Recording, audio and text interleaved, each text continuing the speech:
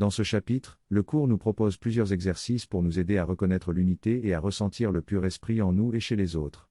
Ces exercices consistent notamment à observer notre propre corps en action, ainsi que celui des autres, dans le but de comprendre que nous ne sommes pas nos corps.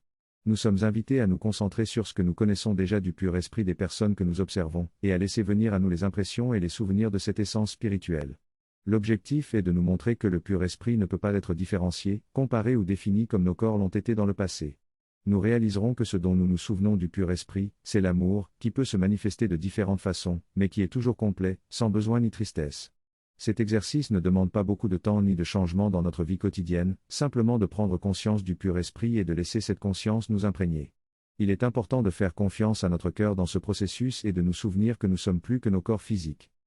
Dans cet extrait, il est expliqué que les souvenirs que nous avons des autres sont en réalité des souvenirs qui appartiennent à notre propre soi.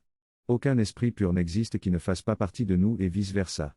Il est conseillé d'accorder de l'importance à ces souvenirs qui nous distraient du petit soi que nous croyons être.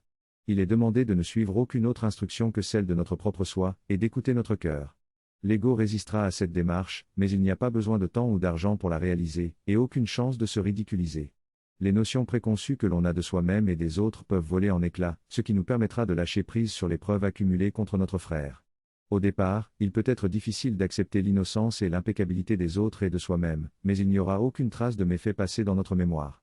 Le pardon est déjà accompli ici, et lorsque le pardon revient dans notre mémoire, la mémoire de notre Père ou de notre propre soi est proche.